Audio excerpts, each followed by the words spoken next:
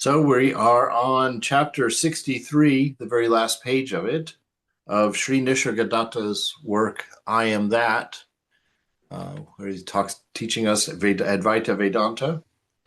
And we're talking about the I sense. And now everybody's coming, so let me, Morning, Maharaj. there we go. Good morning to you, Vinod. Yeah, Good so, morning, Swami. hey, good morning, Angela. Good to see you. Let me get myself centered here. All right. There's a nice bright orange picture for the day. All right, so we're trying to get rid of our I sense, trying to lose this sense of particular, which is that's a pretty high pursuit, actually. Getting rid of the I is one of the last things, or probably the last thing that will happen. But to at least weaken it, so that we can begin to enjoy God with it rather than enjoying the world with it. That's really our choice, Strive to enjoy God, Ramakrishna says in the gospel. And so really that's the only switch we're trying to take. We're trying to stop, not stop enjoying the world, but pull back our addictions to the enjoyments of the world, because that's what the enjoyments of the world do. They addict you because they only give you a small amount of pleasure for your effort, and then it dumps you back where you were, and you have to go through the whole process again for more pleasure. Whereas the divine inebriation that Ramakrishna talks about never ends. Both he and Jesus are recorded as saying, come. For Jesus, it was water from the well. If you had asked me, I would have given you water from which, if you drank, you would never thirst again. And then Ramakrishna telling that woman to bring her abusive husband, and that he would give him a drink from which the intoxication would never end. And so this is really the favor that we've got in spiritual life, is this transition from begging the terminal and temporary for little bits of pleasure here and there. We turn to the beloved, and in that practice, we discover what we've always been looking for, something that's permanent, something that doesn't addict you in that sense, because it's ever present with you. You don't have to do anything except put your awareness on the divine for a good mood, for happiness, for some joy and contentment. So, but to go beyond that, to go to the highest experience of the Advaita, Vedanta, is to lose that sense of I completely. And so our questioner wants to do that.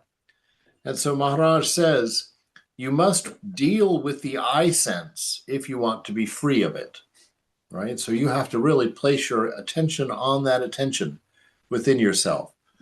You have to start putting your light of awareness right on the source of you, right? Watch it in operation and at peace. How is it formed, right? Because it's an attachment. It's a deep attachment. It's an attachment of yours, to body-mind. And so start exploring that attachment, he says. Watch it in operation. See how it's sustained. See how it's constantly held together within you. Look at the nature of its attachments, right? Quite often that is something very helpful, because the nature of your attachments kind of teaches you what you're running after, what you're honestly looking for. And so if you can start seeing that in the I, seeing that in the things that you do, it becomes more easily corrected, right? Your awareness will then bring you forward. So deal with the I sense. Watch it in operation and at peace, how it starts and when it ceases, what it wants and how it gets it, till you see clearly and understand fully. After all the yogas, whatever their source and character, have only one aim: to save you from the calamity of separate existence, of being a meaningless dot in a vast and beautiful picture. Right? So this is what we're doing. This is why we're practicing, to be rescued from being merely a dot, a meaningless dot, in an enormous and beautiful picture. right? Where we come to understand that we are the creator of the whole, that we are the manifester itself within, and that for our whatever, for the adventure of it, we had to break ourselves into a smallness. We had to believe ourselves to be in danger in order to have an adventure, right? So if you think about it, right, I'm thinking of that guy that was dying of AIDS back in '94, I think, when I went to visit him in the hospital. And he was 2 weeks from dying and said that, you remember, I think I told you all this, but he was very enthusiastic because had been a kind of an extreme sportsman, always looking for adventure in his life. And when he was laying there on his deathbed and we were talking together, he said he was excited about dying, and he was sincere about it because he was lit up when he told me about it. He says, yeah, I'm looking forward to it. He says, it's really the first adventure I've ever been on, right? I've never really had any idea of what was before that. And so if you take God, if you make God a person, not anthropomorphize him and ask him why he created the universe, one answer that's as good as any is, I wanted an adventure, right? And to be an adventure, to have adventure, I had to get rid of my omniscience. I had to get rid of knowing everything. So I broke myself into thousands of ignorant little pieces, each of which knew a little bit of the whole, but none of which knew the whole, right? It became that, and the adventure began. And then I had to become small. I had to become finite. Why? Because not only did I have to get rid of my omniscience, I have to get rid of my omnipotence also in order to have an adventure, right? So for God to have an adventure, he had to purposely not know everything and not be powerful over everything. And so he has done that very well. he's become you and I, and certainly given up the power and certainly given up the knowledge, right? And his being, he said, my sense of being, I'll attach it to a particular, right? Something that if it was in danger, it would endanger me. And so that's the sense of I that he's implanted in us. So we see he set us up perfectly for a grand adventure. And he's given us a fantastic set of teachings now on how to enjoy that adventure without getting trapped, without getting caught in all of the little passages of possibility that he's put out there for us.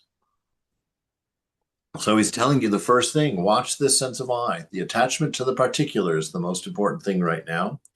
Understand it because it's what manipulates you. You've attached it to things that are pulling you in all different directions, and you can't let go of them until you become aware of them. So you have to look at what is asking you for what during the day, right? Because you'll find that the maintenance of this ego is what takes up the majority or a vast amount of our waking time, right? We're getting other things done, accomplished simultaneously, but the ego is always there repairing the nest, always getting bigger. So how it starts and when it ceases, what it wants and how it gets it, that's a very important one, because your I is the fulcrum of all desire, right? Because your I comes from being attached to body mind, and body mind are desire factories. So you've attached to the desire factories there. So see what it wants and how it gets it until you see clearly and understand fully what's going on in you. I only really started this in a direct focus in the last year. And that study that I was talking about for a while there, going in and finding out what is your body in your inner world? How does it feel to you? How does it talk to you? What are its avenues of expressing its desires and its needs to you? Right? And do you recognize it as being the body asking when it asks? Right? And then the mind, what are the boundaries of the mind in your inner world? How does it talk to you? How does it show you its desires? How does it interact with the body? How does the body and the mind team together to create narratives for you, to tempt you into stories constantly, right? Constantly presenting them to you. And so if you're not aware of these things, that's why the Lord refers to you as a slave. You are unknowingly locked in your shackles, unable to escape, and you don't know why. if you haven't done this work yet. You're not familiar with how your cage works. And the fact that it's not necessarily a cage because you have the option of not playing if you don't want to. So he says, after all the yogas, whatever the source and character, have only one aim: to save you from the calamity of this separate existence, this being separate from the whole, of being a meaningless dot in a vast and beautiful picture. You suffer because you have alienated yourself from reality, and now you seek an escape from this alienation. You cannot escape from your own obsessions.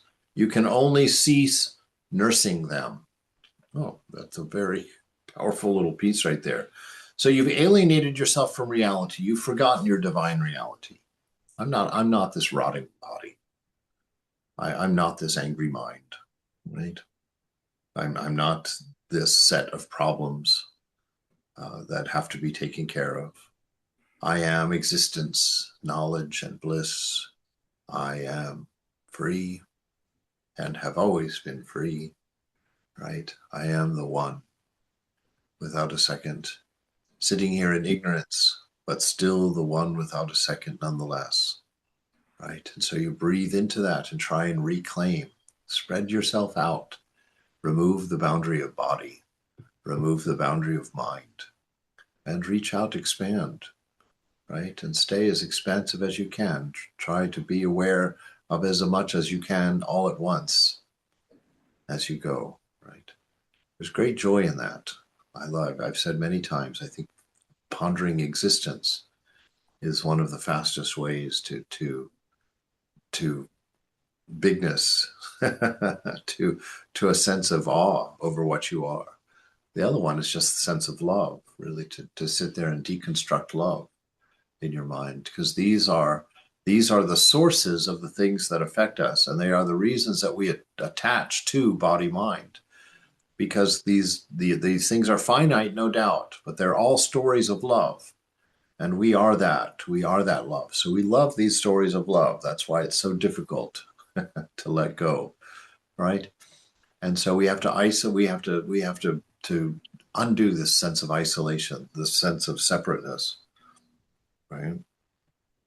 So that we can escape from this sense of smallness, this vulnerability, and this constant flow of need for desire, right? That we're trying to fulfill, because the body mind without desire is boring and inert, tamas, right? And so we're like, oh no, we have to constantly keep this alive, keep it interesting, keep it exciting, keeping it fun, right? Because we forget, we think we're body mind. If body mind isn't doing anything, it gets bored. It goes into tamas. But the self, when it withdraws, goes into bliss, right? Goes into freedom in the moment, goes into contentment, not a state of need all the time. So he's saying the way to find this out, you guys, is go inside. Go inside, see what you can learn about your mind today. Just close your eyes and observe mind. Just close your eyes and observe. What's it doing in there all the time? It is because the I am is false that it wants to continue, right? That's the sense of our restlessness. That's the reason for our restlessness, for our constant need for doing, engaging. If you're a person in rajas, that's how rajas happens, right? There's this need in there because you're living as something that really doesn't have an existence. The body mind is a conjured idea of yourself, and you sense that, right? I had to create a live as a thought of myself, because I can't live as myself because I don't know what myself is. And I am a mind, right? So I have to be able to think of myself. I have to know myself as attributes. That's the only way a mind can hold me. And I want mind to hold me because I am mind, right? That's what I'm thinking. That's what I'm deluded into. And so to become mind, we have to become full of attributes. But to become mind, we have to become a thought in the mind. And to become a thought in the mind is to know that we are insecure, that we have that this thought of myself has no real existence, and yet it's what I'm fully identified with, right? And so this thought of ourself Being utterly insecure is the reason for your insecurity as a person. Your reason that you need the approval of all of the other deities at the temple. The reason that you care what they're all saying, if they're saying anything. The reason that you want the Swami to think well of you. All these annoying things about being a Vedantist at a center. These direct experiences of our egoism, there is a way to get rid of them. And this is it. Go inside and become very familiar with them. Because it is the fact that they're false, that they are unreal, that you are constantly having to shore up your self-image, shore up your place in the world. Reality need not continue. Knowing itself, right? Knowing itself indestructible, it is indifferent to the destruction of forms and expressions, right? So because the I am false, that's the reason it wants to continue, right?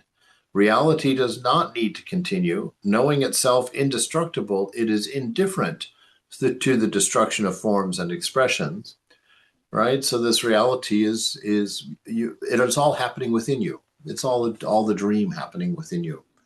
And so if it's all the dream happening within you, let it carry on. You don't have to worry about it. Whatever disappears, but new arises immediately. So there's a constant flow of unbroken change, right? Carrying on. To strengthen and stabilize the I am, we do all sorts of things, all of them in vain. For the I am is being rebuilt from moment to moment. It is unceasing work, and the only radical solution is to dissolve the separative sense of I am such and such a person, once and for good. Being remains, but not self-being.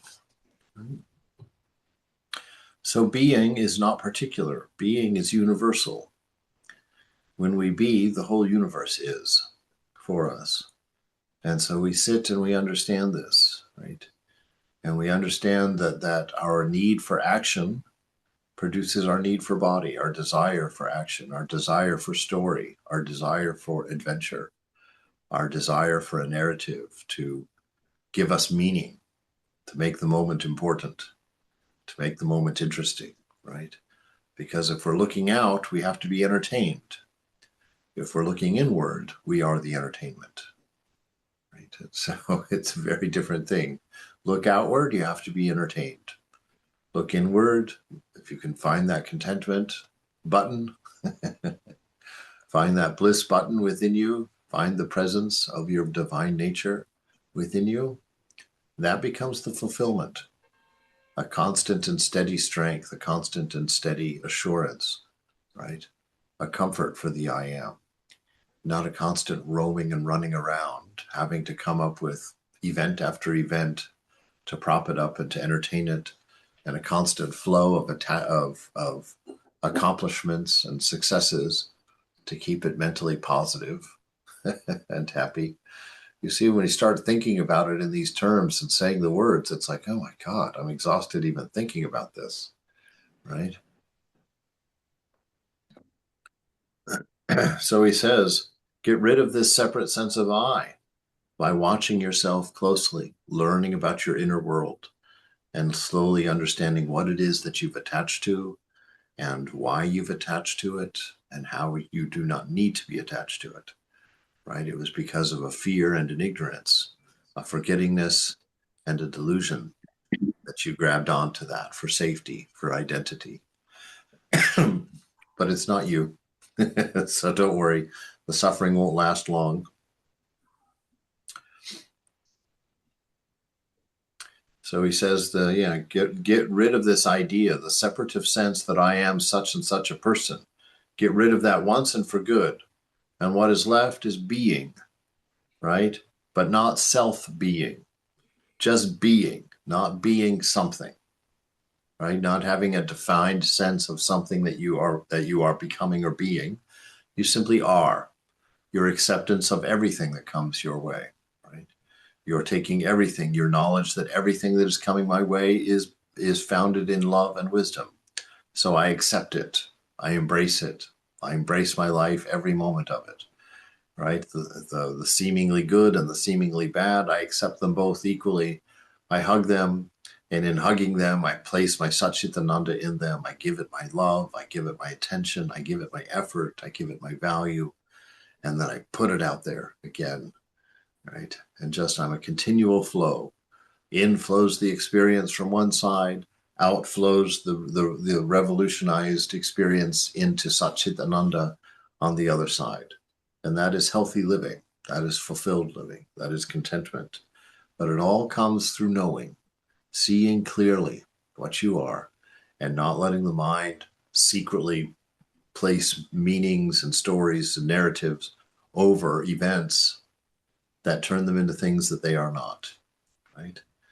So we have to be careful. And our questioner says, but I have definite spiritual ambitions.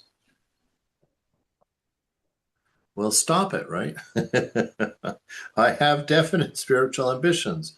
Must I not work for their fulfillment? That's a good question.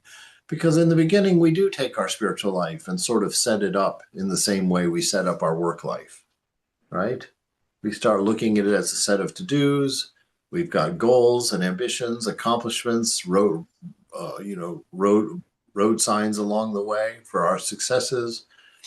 And that one thing that we really want, we make it an event and we put it somewhere in the distant future when I realize, God, everything will be perfect. And then we just treat our job and our spiritual life very much the same, right? We plug in our daily amounts, we kind of keep it going, and we don't pay too much attention unless there's problem or danger seemingly arising. Then it gets our attention. But see, it's not like that.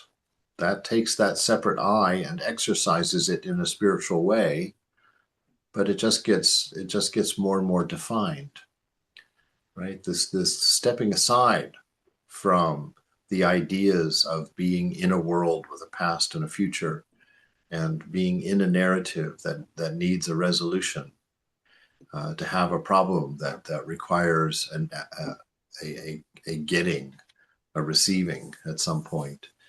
These are all broken rules, right? These are all things that are not true for you as self. And so you have to take this time during the day and let go of everything. Become aware of what you're holding and what you're carrying. Become aware of the stresses you're feeling, the anxieties that are inside, and why are they there? You have to look, they're always attachments. It's always a misunderstanding of your nature that causes anxiety. And so go in. This is what he's saying. Go in. Become familiar with yourself. Become your very own best lover, right? Know what's going on in there. When there's a mood, find the source quickly. Don't take it as a thing you have to obey. Find the source, question it, and then release it. And so I have spiritual ambitions. Do I not work for their fulfillment? Maharaj, no ambition is spiritual. All right? No ambition is spiritual. Why? Because all ambition is based on the idea of acquiring, a grabbing, right? And for that to happen, there has to be delusion. There has to be forgetfulness for that to happen. No ambition is spiritual. All ambitions are for the sake of the I am, right? If you want to make real progress, you must give up all idea of personal attainment, right? So getting anything for yourself, adding anything to yourself, you have to get rid of this idea. And how's that going to go? Well, you're going to look closely and realize that it's impossible for you to add anything to yourself. How do you know that? Because not even your body's going with you. That's how you know that, right? That's how you know that. Look around your life, the things that you've accumulated, and understand none of this comes with me. None of this comes with me. The desires for more were the biggest lie in this life, right? I will leave with not one stitch more than what I came in with. Not one stitch more. All ambitions are for the sake of this I am. If you want to make real progress, you must give up all ideas of personal attainment. The ambitions of the so-called yogis are preposterous. A man's desire for a woman is innocence itself compared to the lusting for an everlasting personal bliss. That's an amazing insight right there. The mind is a cheat. The more pious it seems, the worse the betrayal, right? The more attractive it becomes to you as a spiritual entity, the more deluded you're becoming. It is the block to your spiritual vision. It is the veil to it.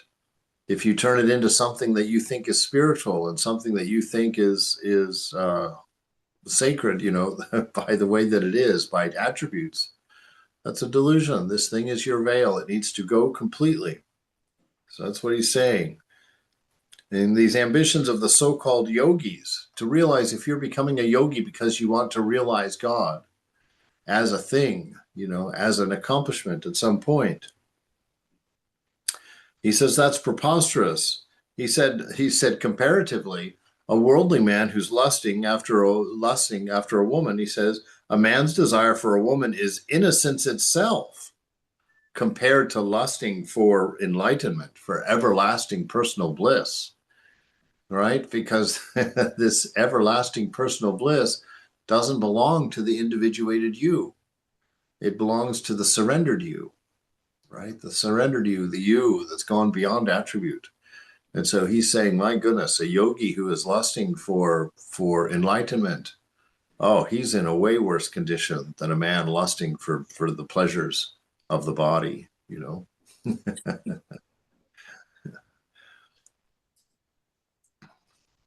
I'm sorry. Could you say a bit more? Why is it worse? Yes, well, because this look at what you're longing for, the difference in what you're longing for. One is attainable, a person looking for some physical pleasure can go get it, But right? that generates maybe more karma or not, because usually Sure, people are so sure, yeah. proud. Oh, I'm spiritual. I'm spiritual. I'm spiritual. Well, I've done my spiritual bit in this life. I heard those things a lot. I'm sorry. Yeah, no, you're right. You're right. But see, this thing is that we've talked about this quite a bit a while back in um, Suzuki's Zen Mind, Beginner's Mind. He makes this big distinction. He says if you are doing your spiritual practice to attain something, you're not practicing purely. You've got an impure practice, right? Because that which you seek is what you are,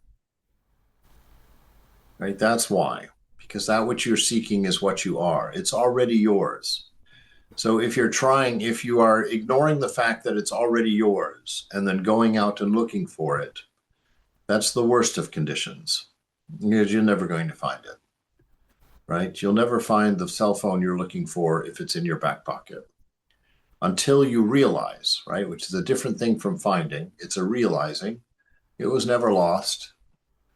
I just forgot that it was in my back pocket and I projected that it was somewhere outside. And so I got lost doing it. And so our spiritual practice is not going and looking for what we already have. It's sitting still and opening to the fact that it exists already within us. It's a working on accepting our realization rather than seeking our realization. See, big difference. Our practice is not a seeking of our realization. It is an accepting of our realization, right? And so as we sit, we must open and we must dismantle the stories of ego that have told us that we're needy. We have to get rid of our attachments to a body mind that told us that we're a particular and that we're small and that we have an expiration date. We have to get rid of these things that block us from the experience of being, right? We have to stop being something and learn to be. To be something always requires a narrative, always requires an expression, right? But to be is a natural flow. To be is to accept what's coming and going without question, right? and to not have any of it drag you into its story, that you ride above all of it, seeing the beauty and recognizing that behind the beauty is real. Not getting intoxicated by the flowing beauty, but becoming intoxicated by what is beyond the flowing beauty, that which is the beautiful. Right? So our practice becomes an opening to that, a contemplation of that, an accepting of that. Right? We're trying, because really what acceptance is dependent upon is the diminishment of ego. Right? To the extent that we believe ourselves to exist and to have any power to that exist, we'll be unable to accept grace, because there'll be the sense of I can do, I will do, I must do, I'm responsible. And that is what blocks us from being able to open up our hands and embracing grace, because we're constantly thinking, no, I can do more. I can do, I'm responsible, right?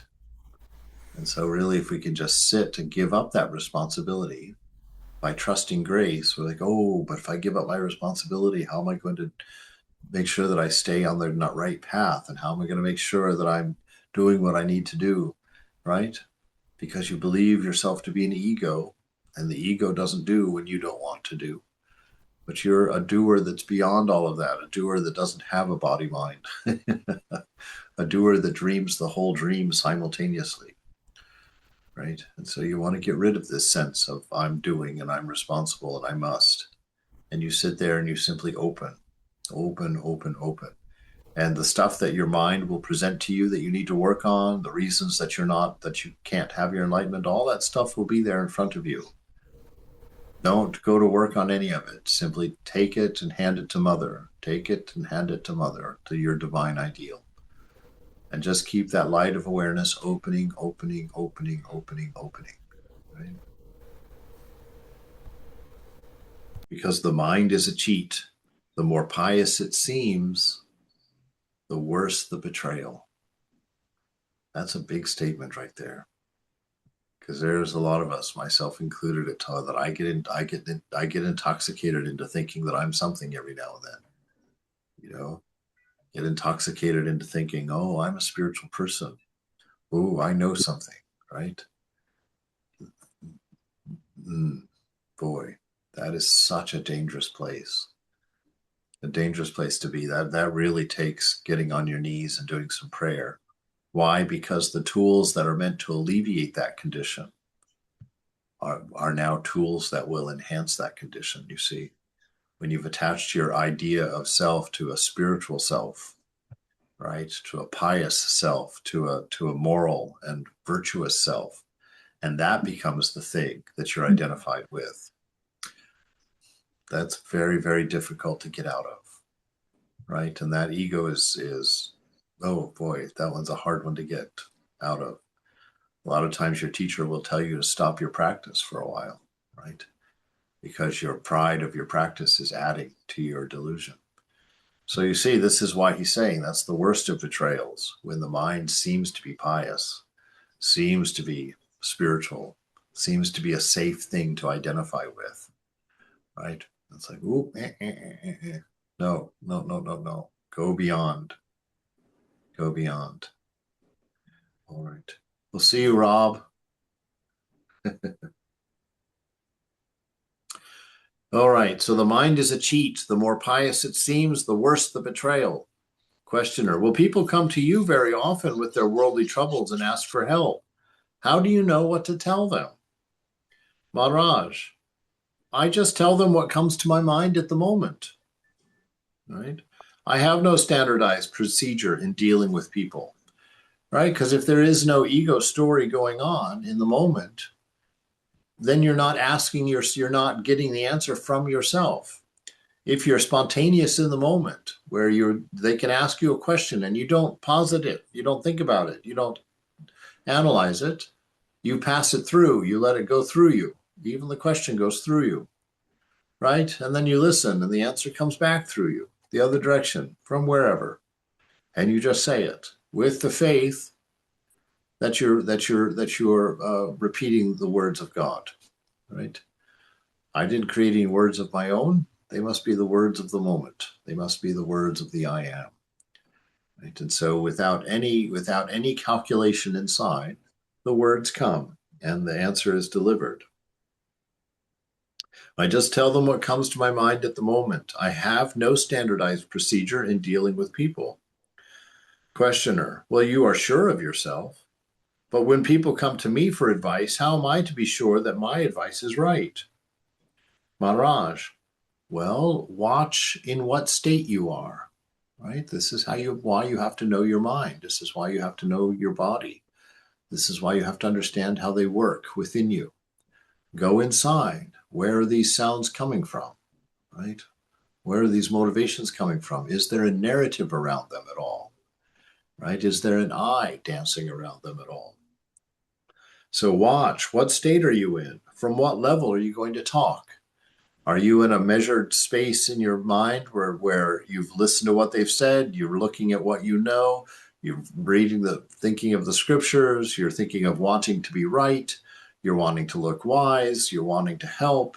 All of these desires are in there, clouding your thinking, giving you multiple motives for an error, right, in there. So you have to be aware of them and you have to be able to set them down and return to silence. And then something authentic will arise.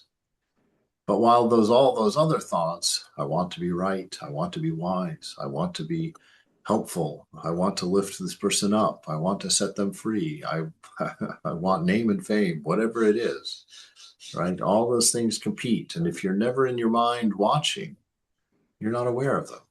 And those are what make what you say foolish, right?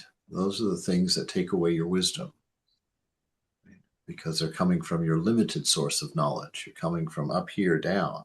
You have to come from down here up, which seems like a meaningless thing, but play with it. Play with that notion. Watch what state you are, from what level you talk. If you talk from the mind, you may be wrong. If you talk from full insight into the situation with your own mental habits in abeyance, your advice may be true response. The main point is to be fully aware that neither you nor the man in front of you are mere bodies.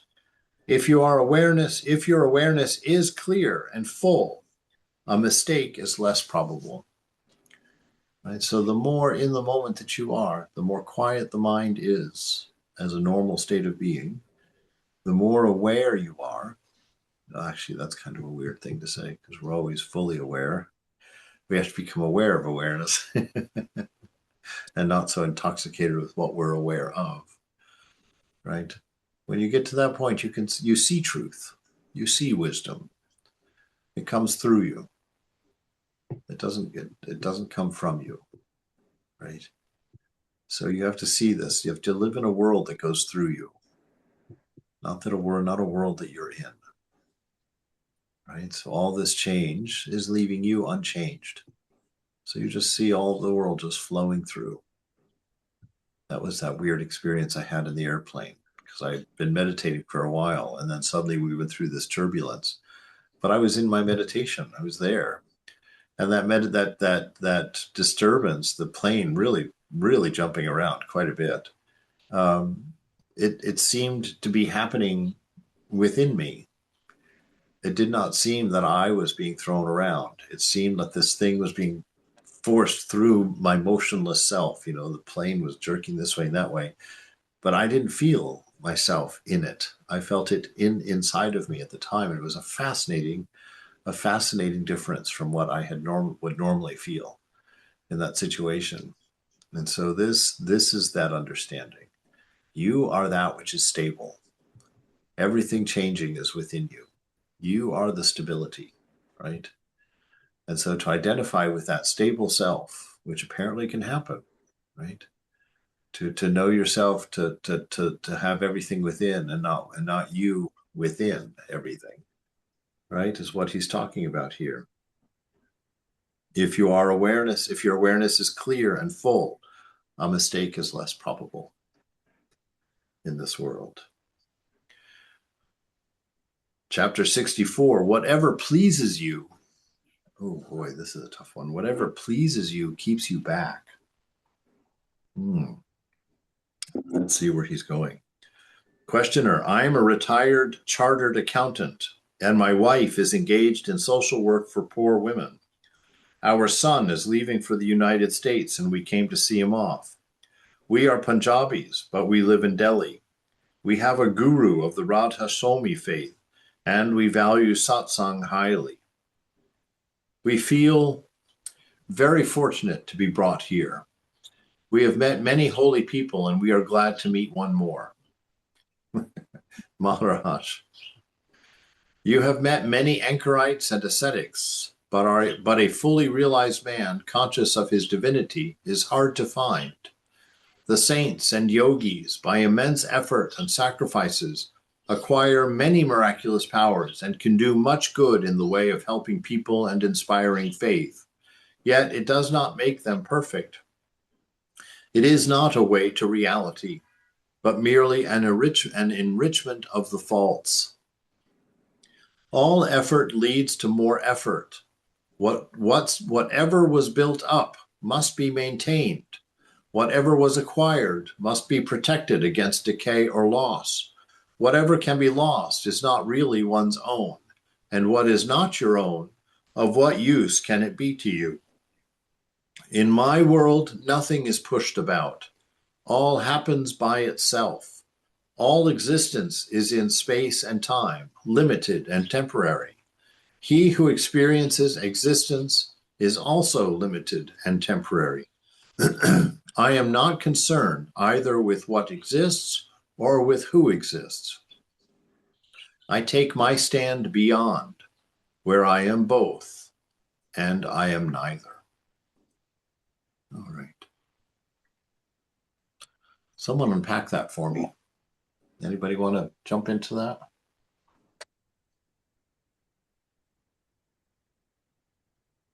All right.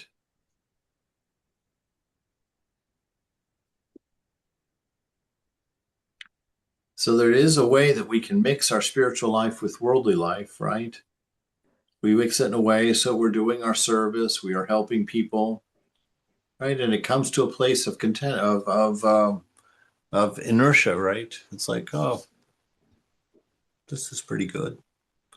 Life is all right, right? I'm doing my part, and we get comfortable, right? We get comfortable, and then Mother shifts something. Always, she always shifts something that makes us aware that we're still in the same place. We're still deluded by our own existence, by our own separateness, right? Following our own path of what we like and what we don't like, what we enjoy and what we don't enjoy, and get caught in there, right? She says, but all of these, right? All of these, you're still stuck. Why? Because look at this wonderful description he gives. Whatever was built up has to be maintained. Whatever you've created in your life has to be maintained, right? Whatever you have acquired, you've got to protect it against decay and loss. So there's anxiety coming your way. Whatever you can lose really isn't your own. So what is the point of it, right? If it can't belong to you, why do you have it? Why are you stressing about its decay and about its maintenance? But this refers to the practice as well, right, Swamiji? The practice. Well, yes. You build Well, the practice many years, you treasure it, you want to protect it, and then life, what a life does, it destroys you. Every interaction with another human being destroys your practice. yes. Well, that's what he's telling you. I mean, in a roundabout that way, he's saying, don't practice according to these rules. Don't practice to acquire. Don't practice to attain. Right? It's practice to be. Practice is to accept, so that what you're accepting is what already is. It is your own. It cannot be taken away from you. If it's a matter of behaviors or conditions or circumstances or attributes of any kind, whether they're attributes of virtue, whether they're attributes of niceness, whether they're attributes of happiness, right? They're still attributes. They are things that are changeable and unsteady and require constant engagement. But But the silent mind, like, okay, you had a great meditation, now you have silent mind, and all of a sudden, your friend calls and there is something happening, some sort of a disaster, and turmoil, and so your silent mind is gone. But it's not. No. You're still sitting in it. You're still sitting in it, but you're no longer paying attention to the silence. You're now paying attention to the noise, right? That's the only difference. Silent mind. This is a funny thing to say. You are not mind. You are beyond the mind, and the place where you are, which is not a place, but it can be played with that way. The place that you are is always silent, Right, but right? okay, so that's exactly the point. So how do you protect your practice? So you have to protect your practice to stay during turmoil Well, in the first of silence. all, there's nothing from your practice that needs protection. Anything that you have garnered from your practice, if it's a true piece of information, true knowledge, if it's a true, right? There's so many little potholes to fall into when we talk about these things. But when in practice, you're not adding anything to yourself, so there's nothing for you to lose. You're increasing an awareness of your reality, which can't go away. You can still be distracted, but it's always just a distraction. There's no loss to it, and your practice will in time make you aware of that. You it's not that you've lost your silence of mind. It's that you've stopped remembering it and have now started to pay attention to noise. But within you is as much silence as there is noise, right? And so you have to identify with the silence again, let go of the noise, become disinterested in the noise, remember the silence of But your of right, so that's the practice is about remembering the silence, right? So right, right. yeah, that's kind of a catch-22 the way I see it. So you lose the because you're not firmly well, you're not firmly established in silence, right? Right, right. You get distracted with regular, life events. But it's important that paradigm, while you can still get lost in it, right? It is not matter of whether having and not having, gaining and not gaining. You see, it's not that. You already have it all. You're either aware or not aware. You're either being aware or not being aware of it. But there is no danger of losing it. With just a touch to the mind, hey mind, come back in here. Go inward, don't go outward. With just a simple touch like that, everything that you had is returned. To talk in those terms, or in the fact you realize that you never left the room and all of your riches are fine. They are you. They don't belong to you. They are you. They aren't additions to you. They're recognized isness. So and also very very important not to be overcome by the suffering, like others. Sometimes we get very overpowered by the suffering that's happening around. Yeah. No, it's easy. It's easy to do that. Uh, but that we when you're watching others suffering, it's hard to know what to do because your nature is to alleviate suffering. And so you go and do that as a matter of what you are. Um, but yeah, to get caught in the story of it is not helpful, right? Because I mean, it's not what we are, and if it's our suffering, we can understand. Look, I haven't always suffered, so I'm not always going to be suffering. So I know this is a temporary state. So just knowing that it's temporary is helpful. That it's going to have an end to it, right? To know that it's something that's passing through you and doesn't define you is also helpful, and letting it go, right? And by letting it go and by not seeing it as a big thing and not attaching to anything in particular, it can take its place, and its place is just as a thought, and all thoughts arise and all thoughts fall back into emptiness again, leaving you, the I am. And so if we can find that space that is always existent within us, that's always silent, if we can identify with that silence, we can observe the noisy mind or not. We will lose interest in it, and in time it silences of its own accord or quiets down. Right? But that we have to hold our place. He says, I take my stand beyond where I'm both and neither, I'm not something that exists and I'm not a who exists, right? I am existence itself. So I take my stand beyond. So I don't identify myself with any attribute, whether it's good or bad, right or wrong, avidya or vidya, right? I am the container of all of it. He says, the persons who after much effort and much penance have fulfilled their ambitions and secured higher levels of experience and action are usually acutely conscious of their standing. They grade people into hierarchies, ranging from the lowest non-achiever to the highest achiever. To me, all are equal. Differences in appearance and expression are there, but they do not matter. Just as the shape of a gold ornament does not affect the gold, so does man's essence remain unaffected. Where this sense of equality is lacking, it means that reality has not been touched. Mere knowledge is not enough. The knower must be known. The pundits and the yogis may know many things, but of what use is mere knowledge when the self is not known? It will be certainly misused.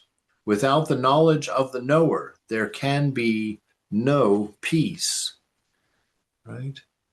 This knowledge of the known, this constant awareness of that which you carry within you always, which is not the result of practice, is not the result of work, but isness, right? It is the isness of your moment right now, and it is always yours. And if you can manage to become aware of it, which is to find it, right?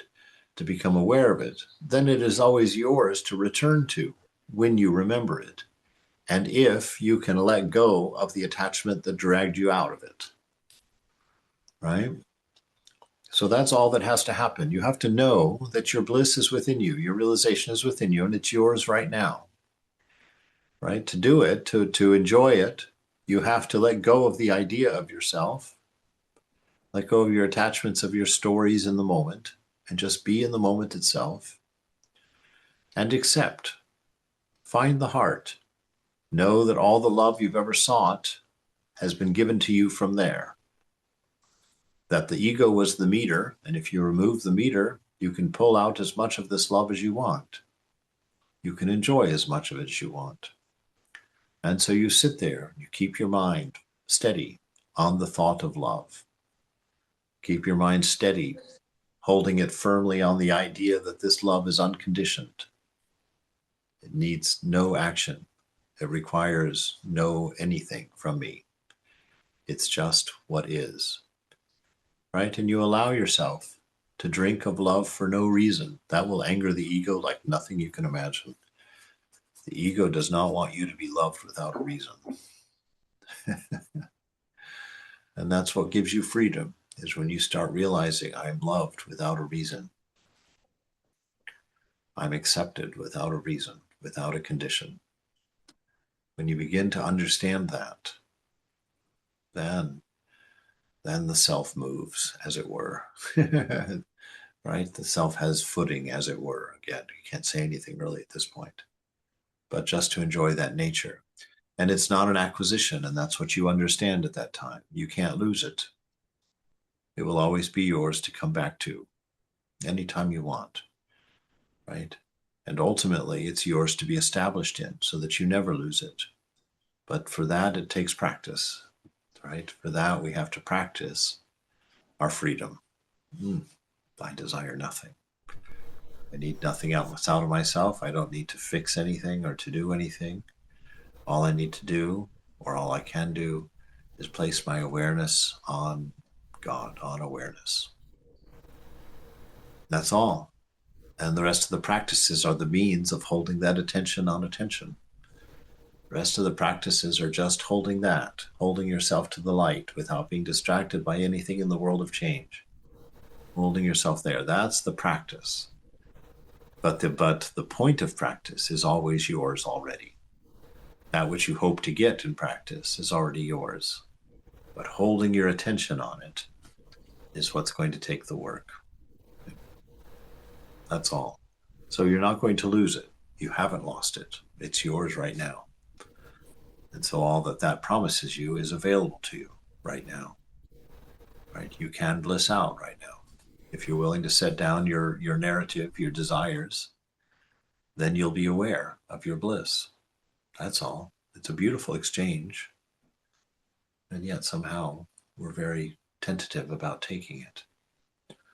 Right? So mere knowledge is not enough. The knower must be known. Right? The pundits and the yogis, they know many things, but they're not worth anything if the self is not known. It'll be certainly misused. Without knowledge of the knower, there can be no peace. Well, how does one come to know the knower? Maharaj, I can only tell you what I know from my own experience. When I met my guru, he told me, you are not what you take yourself to be. Find out what you are. Watch the sense I am. Find your real self. I obeyed him because I trusted him. I did as he told me. All of my spare time I would spend looking at myself in silence. And what a difference it made. And how soon it took me only 3 years to realize my true nature. My guru died soon after I met him, but it made no difference. I remembered what he told me and I persevered. The fruit of it is here with me. What is it? Maharaj, I know myself as I am in reality. I am neither the body nor the mind, nor the mental faculties. I am beyond all these. Are you just nothing? Maharaj, be reasonable. Of course I am most tangibly, only I am not what you may think me to be. This tells you all. It tells me nothing, Maharaj, because it cannot be told. You must gain your own experience. You are accustomed to dealing with things, physical and mental. I am not a thing, nor are you. We are neither matter nor energy, neither body nor mind. Once you have a glimpse of your own being, you will not find me difficult to understand. Right, so we'll stop there for today. And we're